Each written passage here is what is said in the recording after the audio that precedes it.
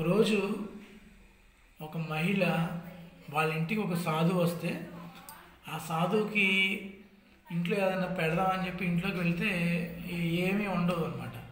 ఆమె ఏం చేసిందంటే, సరే మజ్జిగ ఉంది, మజ్జిగ ఇద్దామని చెప్పి ఆ మజ్జిగ తీసుకొని వెళుతూ ఉన్నప్పుడు ఆ మజ్జిగలో ఒక గిన్నెలోంచి ఇంకొక గిన్నెలోకి మార్చింది.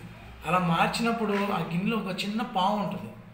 అయ్యో, ఈయనకి ఏదో పెడతానని చెప్పి గుమ్మంలో ఉండమని చెప్పాను, కానీ మా ఇంట్లో ఏమీ లేవు, ఈ మజ్జిగలో ఏమో పాము ఉంది, సరే ఏదైతే అదైందని చెప్పి ఆ మజ్జిగని ఆ సాధువుకి దానం చేసేసింది. దానం చేసి లోపలికి వచ్చేసింది.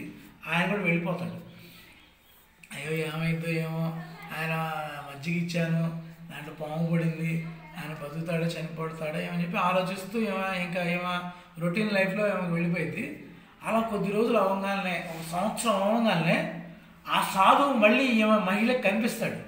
కనిపించగానే ఆ సాధువుని పిలిచి మహిళ అడిగిద్ది, ఏమండి మీరు ఇంకా బాగానే ఉన్నారా అని అడిగిద్ది. అదేంటమ్మా అలా అంటున్నావు అంటే, ఏమండి నేను సంవత్సరం క్రితం మీకు మజ్జిగ ఇచ్చా కదండి, ఆ మజ్జిగలో పాము ఉందండి, నేను పొరపాటున ఇచ్చేశాను, మీకు ఇంకా ఏం అవ్వలేదా అని అడిగిద్ది. అడగానే ఈ విషయం విన్న వెంటనే ఆ సాధువు, అంటే నేను పాము పడిన మజ్జిగని తాగానా అని చెప్పి అతను ఆలోచించుకోగానే వెంటనే అతనికి మరణం వచ్చేసి చనిపోతాడు. అంటే నిజానికి ఒక వ్యక్తి చెడు తిన్నప్పటికీ అతనికి ఏం జరగదు, కానీ నేను చెడు తిన్నాను అని వేరే వాళ్ళు తెలియజేసిన వెంటనే ఆ చెడు ఆలోచన మనసుకు రాగానే ప్రాణం పోయిందనమాట. ఇక్కడ మనం తెలుసుకోవాల్సింది ఏంటంటే, చాలామంది ఏదన్నా ప్రాబ్లం అయితే హాస్పిటల్కి వెళ్ళి రకరకాల టెస్టులు చేసుకుంటూ ఉంటాడు. వాడు అంతకుముందు మానసికంగా ప్రశాంతంగా ఉన్నప్పటికీ వాడు ఈ టెస్టులన్నీ చూడగానే వీడికి నిజంగానే భయం వేసి, నాలో ఈ రోగాలు ఉన్నాయి, నాలో ఇంత ఇది ఉందని చెప్పి వాడు భయపడిపోయి సంవత్సరం బతకాల్సిన వాడు 6 నెలల్లోనే చచ్చిపోతాడు.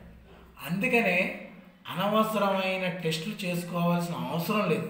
మనకి ఏది ప్రాబ్లం దానికి సంబంధించిన టెస్టులు మాత్రమే చేసుకోండి. ఇది ఒక ఉదాహరణ అన్నమాట. మన మనసు ఎప్పుడు పాజిటివ్గా ఉంటే మనకి ఏ రోగం రాదు. హరే కృష్ణ.